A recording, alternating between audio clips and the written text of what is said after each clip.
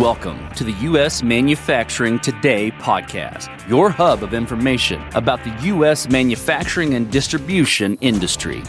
Brought to you by Veryable, the on-demand labor solution revitalizing and optimizing your operation, enabling just-in-time response to demand, more efficient production, and lower cost per unit. And now your host and head of reindustrialization at Veryable, Matt Horine. Welcome back to U.S. Manufacturing Today, the podcast powered by Veryable, where we talk with the leaders, innovators, and change makers shaping the future of American industry, along with providing regular updates on the state of the industry, the changing landscape, policies, and more. Today, we're talking about a topic that's on every industrial executive's mind: revenue growth. Not just short-term spikes, but sustainable, integrated revenue growth, even amid the uncertainty. To help us navigate this, we're joined by someone who's been on the front lines of this transformation, Ed Marsh, founder of Consilium Global Business Advisors and operating as Ed Marsh Consulting, and the architect of the Integrated Revenue Growth Framework, or Overall Revenue Effectiveness, for industrial manufacturers. He also hosts the Industrial Growth Institute podcast, has consulted for numerous companies, and is a former Army infantry officer and ranger. Ed brings a powerful lens to this conversation and is 100% committed to helping manufacturers seize this moment. Ed, welcome to the show. Thank you so much for having me, Matt. I'm thrilled to be here. Well, we're excited to have you on, and I think we should just jump right into it. A lot of the topics that we discuss on our show change week over week, so certainly predictions are difficult. By the time we record, sometimes by the time we get to the show debut date, we're already behind. But would love to set the stage with you on the current trends, challenges, and disruptions, and really nothing's off the table. Would love to hear what you're seeing out there. Well, certainly there's I think, a sense of optimism. There's a renaissance. I was at the Automate show in Detroit about 3 weeks ago, I think, from when we're recording. And there was a lot of excitement, a lot of people talking about automation and changes in manufacturing. On the other hand, I think sometimes we paint a picture that's too dark of how manufacturing has been for the last 20 or 30 years. I mean, the number of family-owned industrial manufacturing companies that I talk to that are thriving, that have been in business for, 30 or 70 or 120 years, however long it is, I mean, it's impressive. There's a lot of those out there. And have they had ups and downs? Have there been difficult periods? Have there been challenges? For sure. But I think manufacturing, I believe fundamentally that there's something that's very virtuous about manufacturing and bending metal and making things. And I think that we've got a strong tradition of manufacturing in this country. And certainly there's some high profile cases where manufacturing has moved offshore. But in general, I think manufacturing remains strong, and I think there's a lot of excitement around a bit of a renaissance now. Yeah, absolutely. That's a lot of the sentiment that we've seen with some guests. And if you're really paying attention to the details, something you highlighted there are those small, medium-sized businesses that really are the backbone of manufacturing in the country. And, we've seen a lot of different personas in our work at Veryable, working and with other businesses. We see people in some type of mode where they're focused on survival or maybe optimization or growth. What's the overall trend towards, what we're going to talk about today, which is growth, and how are you seeing people take stock of where this is going?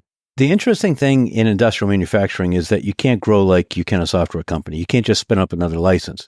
If you're a family-owned business that's been in business, you're on G3 right now, and you're in a facility that you built 10 or 15 years ago, and you're getting close to maxing it out, the idea of 20 or 30% per year growth may not actually be appealing, because suddenly you create for yourself a whole other range of problems. So we're conditioned, I think, as a society now to think that growth means somewhere 30 to 50 or 100% every year, and, hockey stick kind of stuff, but that's not necessarily the goal.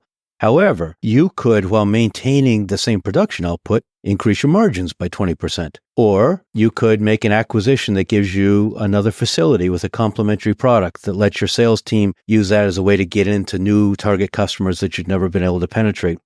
There are lots of ways to grow that, still are consonant with a fairly conservative outlook and approach. That being said, I think there's broad agreement. Certainly I'm in this camp that stagnation is, not the alternative to growth. That you can't just stay the same because you lose customers. Customers get bought by other companies. You'll end up in a downward spiral if you're not consistently growing, adding new logos, and maintaining or expanding margin. Right, absolutely. You see people kind of get stuck that way, or they're longtime customers. We've had somebody on recently that was talking with us about, they'll get a PO for something from a customer doing, capital equipment expenditure and they don't hear from them for 8 years. And that's probably really the sweet spot. And you've probably seen it multiple times. But in the manufacturing space right now, the momentum is, we get the general sense of momentum is building. Where do you think is the biggest pain point or where manufacturers are still stuck? Or do you see a lot of people moving towards this incremental type change in the operating model where they're looking to increase their margins? Or do you see people aggressively trying to grow their business to 3x, like you mentioned before, which is very difficult to do in manufacturing? So I'm biased. And I'll admit my bias up front, based on where I spend my time.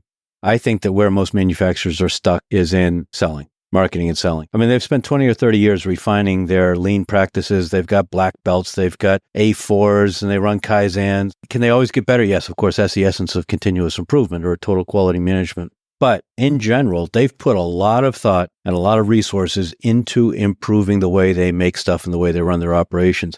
And in very, very precious few cases do I see companies that have brought similar rigor and mindset to their marketing and sales. And so I think that where they're getting stuck is in the way that they approach the market to try to market and sell their stuff. That's really great insight. And it is something that we see all the way down to, the bottom level. A lot of sentiment that I get is you'd be shocked at how much, good customer feedback you get just by answering the phone. But when you take that to step level change, and you're not only returning quotes or returning and doing things, but you're pro-growth and you're looking at how to refine your marketing and sales strategy, I imagine that it's quite a different conversation. You would never walk into a single manufacturer anywhere in the U.S. that would be manufacturing some kind of a complex device and doing it from memory. They've got a BOM, they've got explosion drawings, they've got jigs, they've got fixtures, they've got a process for doing it. And yet, 80 or 90% of the sales forces of those companies that are so precise in how they manufacture have no documented sales process for how they sell. There's a complete dissonance between the two. Right. Yeah, something that is very prevalent in the manufacturing sector. And we do see that a lot, which is a great lead in and to talk about your model and your framework. And, just in overall, practical terms, you've built a model you call the Integrated Revenue Growth Framework. Can you walk us through what that is and why manufacturers need it? I think most manufacturers know OEE, overall equipment effectiveness.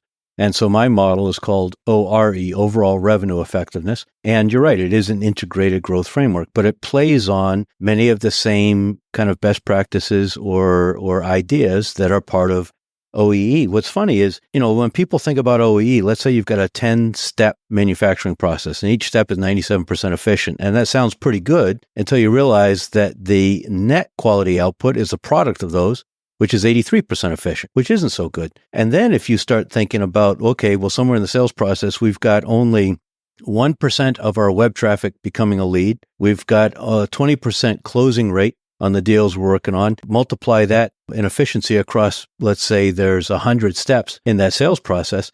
You realize you need scientific notation to understand how inefficient the marketing and sales process is. And so let's take that mindset that's made us effective on the back end. Let's view board governance and strategy and marketing and sales and customer success as an integrated system with a number of steps. We need to identify where there's inefficiencies, prioritize those, and fix them. Because from the customer's perspective, it doesn't matter that you've got one group of people you call the marketing department, one group of people you call the sales department. I often like to use the example of a chatbot. If I'm on a website and I want to ask the chatbot a question, I want to connect with a person, I don't care what department or job title that person has. I want the right answer.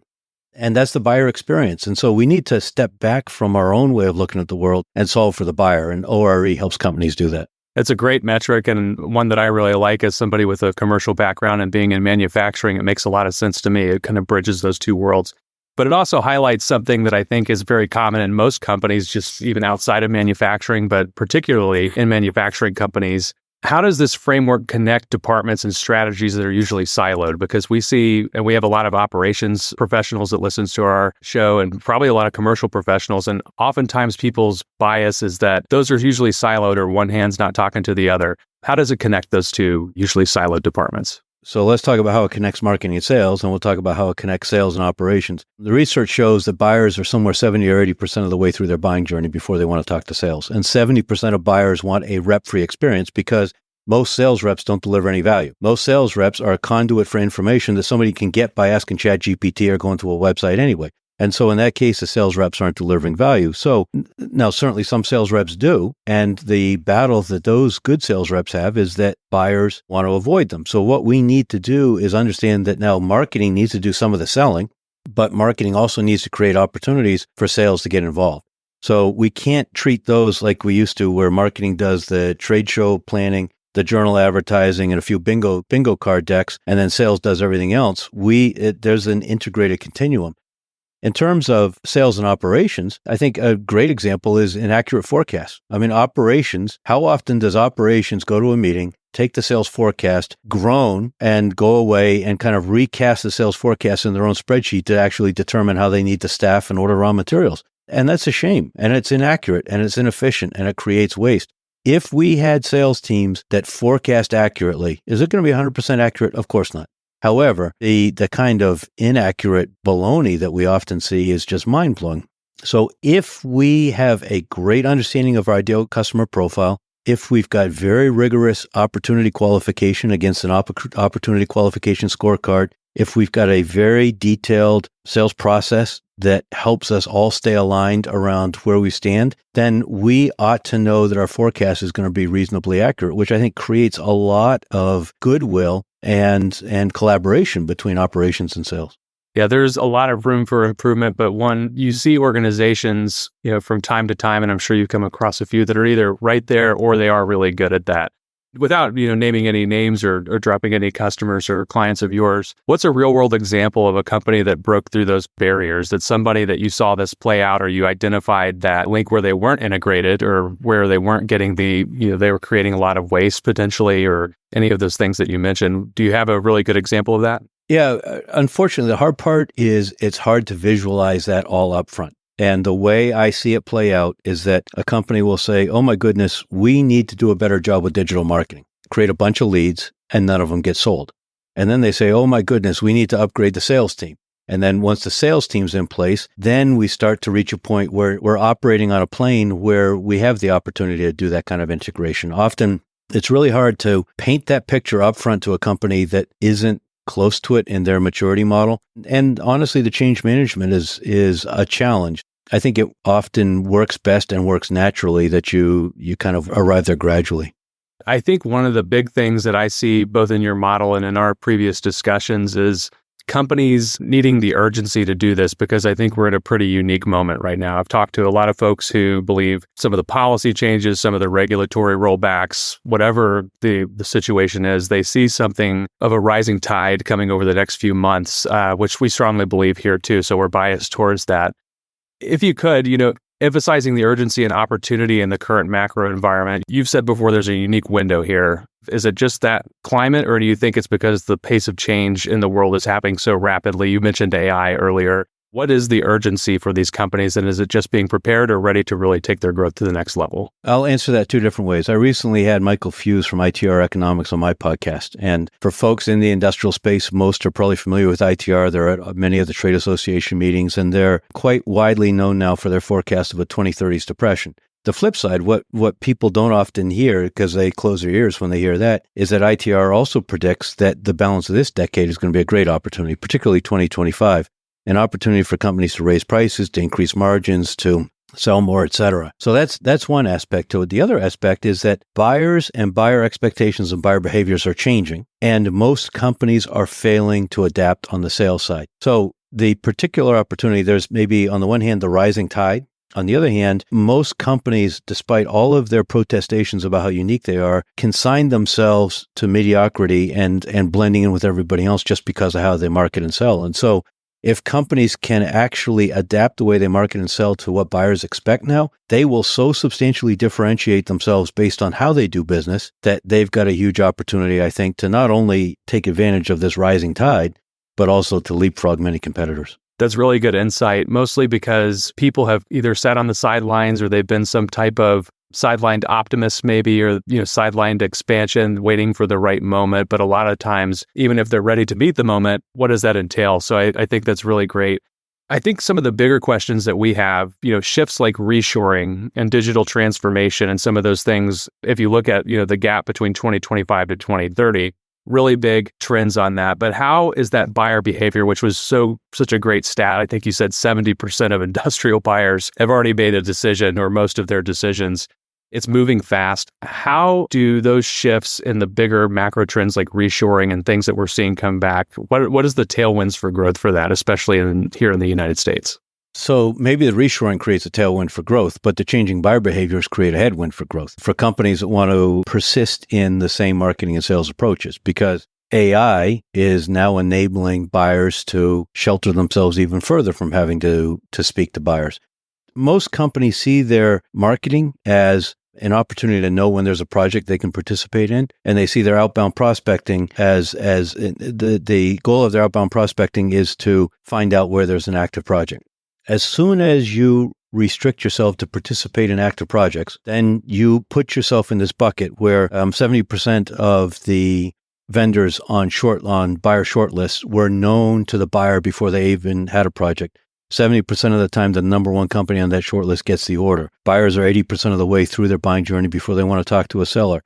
Only 14 or 16% of the time does the original spec ever change. Companies have this idea, we're going to hear about a project. We've got such great technical features and good salespeople. We'll get involved and we'll convince them they need to buy us. And the data simply does not bear that out.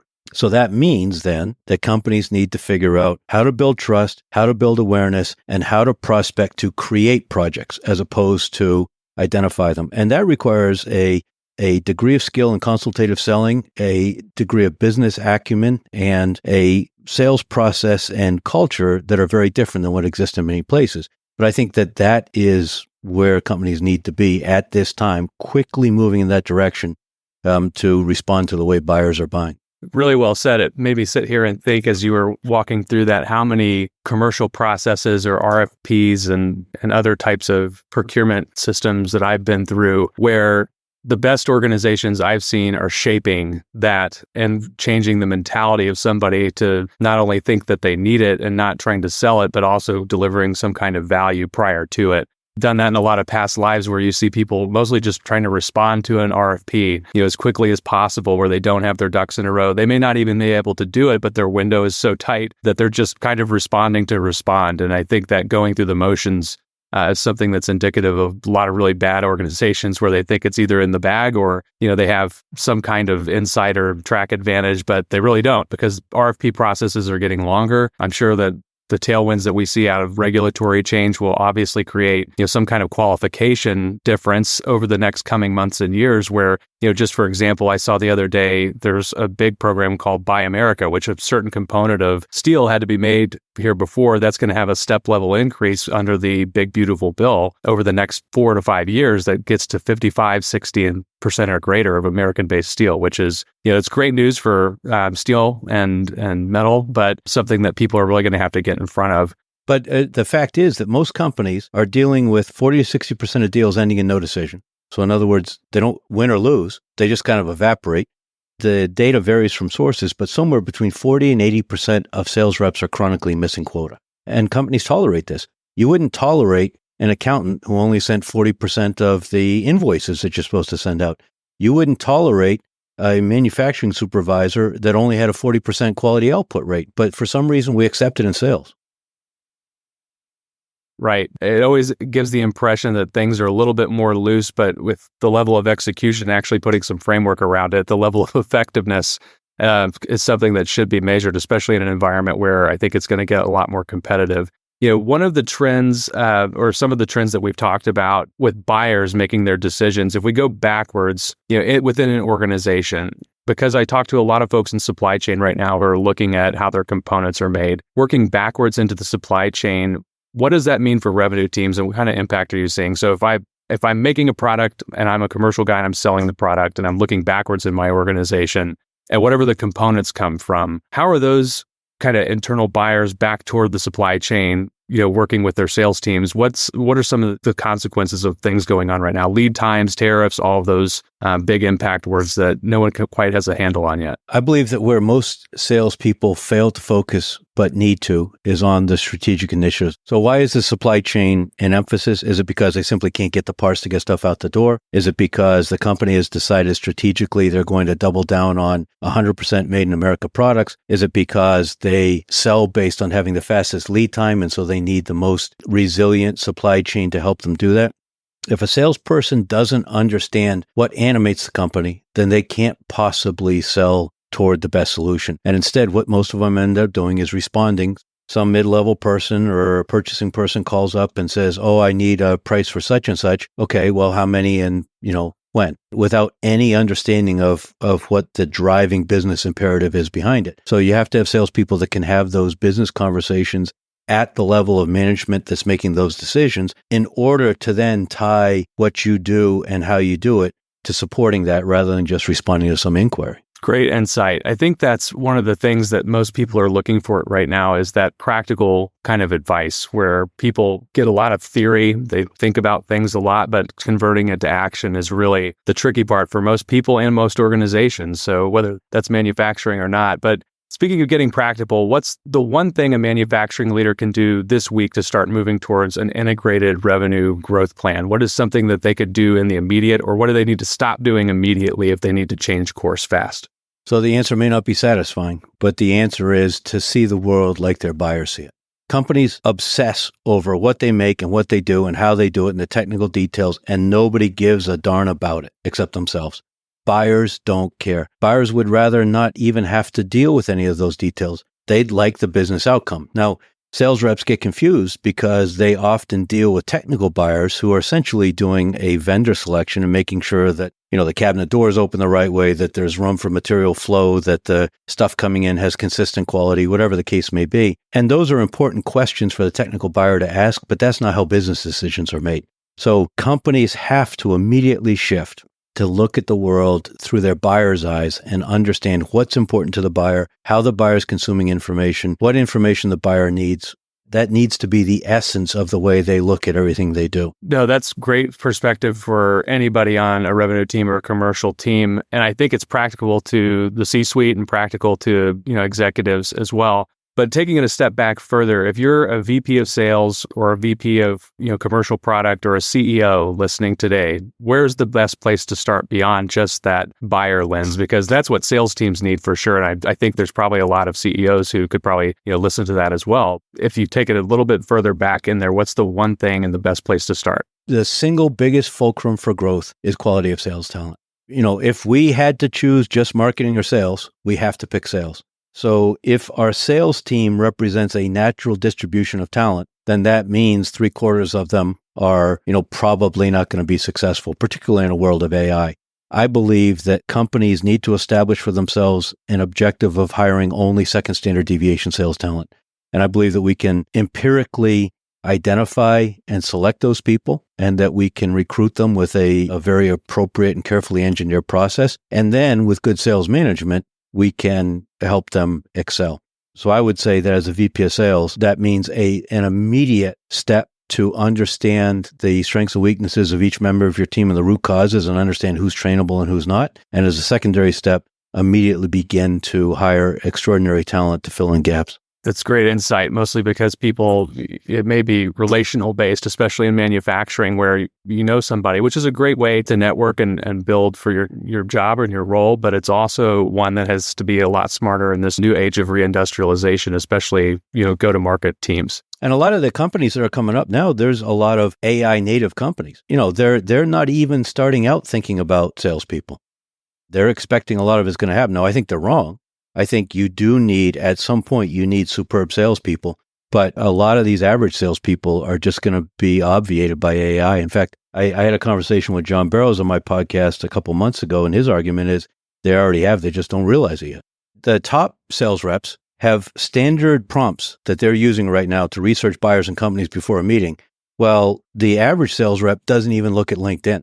I mean, the delta that's growing is enormous. it's something that's happening very fast. I think I saw something the other day. The jump from 2023 to 25 was pretty impressive, but that should be a warning for people who are not paying attention to it over the next 12 months, 24 months, something that's changing very rapidly. Let's end with the vision of what's possible and where all this is heading, I think, for what we could call the next era of industrial growth, because you and I both have somewhat of the same outlook here, that it's pretty positive and that people are really tied into this reshoring movement, and it's moved beyond from message to now actual policy.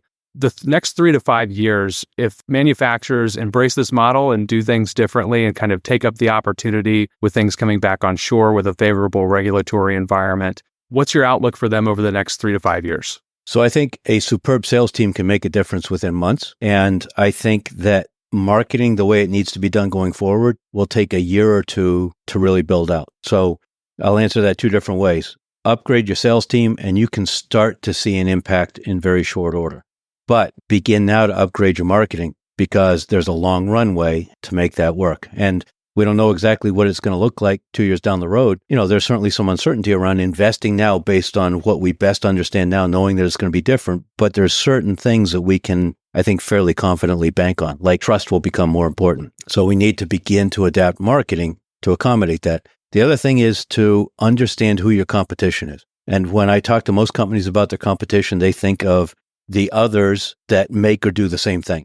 If you're a prospect, the competition includes doing nothing. It often includes adding another shift or building another factory or outsourcing some product or whatever the case may be. And so salespeople have to be much more savvy about understanding what and who they're selling against, rather than just assume that it's an analogous product or service to what they do. Yeah, absolutely. That's certainly a changing dynamic where it's not just a rivalry. Like you think of some of these organizations are pitted against each other, like crosstown high school football rivals or something like that. It's much more global, it's much more dynamic, and a lot of change happening. I think, one of the big and last questions about this next era of industrial growth and some of the things that you've highlighted in commercial process, do you think the next generation of revenue leaders in manufacturing will come from different backgrounds than we're used to seeing? You talked about, identifying that sales talent and that commercial talent and doing it in a way that you're bringing in the second standard deviation into the organization and really executing. Where do you think that comes from? Because it doesn't sound like a traditional source for manufacturing commercial leaders. So if the traditional source is somebody who's worked for 3 competitors in the field and every 4 years they change jobs just as their non-performance catches up with them, then I agree. We should not be looking at traditional source. I believe that you need a superb salesperson who can get to the C-suite and have a substantive business conversation. I believe that's vastly more important than technical background. Now, if you sell a very technical product, people need to be conversant, but you also have technical sales engineers that can help with that. So I think that the leading salespeople going forward will be extraordinary salespeople that have come from difficult and competitive, probably enterprise sales kinds of backgrounds. And that's the world that I live in. I'm not talking about selling office products. I'm talking about, large, big ticket, long sales cycle, high consideration, large buying team kinds of decisions. I think the salespeople that will excel there will have come from a variety of backgrounds, but they'll have those common attributes of being able to have a substantive conversation with the C-suite and being able to be conversant in the technology as it applies to business outcome. Fascinating advice, mostly because people are looking for that change, I think, right now, where they want to be competitive and really take advantage of this environment. Ed, it's been a fascinating conversation. I would love for our audience to get to know you and get to learn more about you. Where can they go online to find out more about your platform and your model? They can go to my website, edmarshconsulting.com. That's MARSH, edmarshconsulting.com. And on LinkedIn, I'm the Ed Marsh with the American flag after my name. We'll link those resources in the comments on our posts on social media. And Ed, thank you so much for coming on. It's been a fascinating discussion. And also, thank you for your service. Sincerely appreciate that. Well, thank you, Matt. Same to you. And I appreciate the invite and the chance to chat.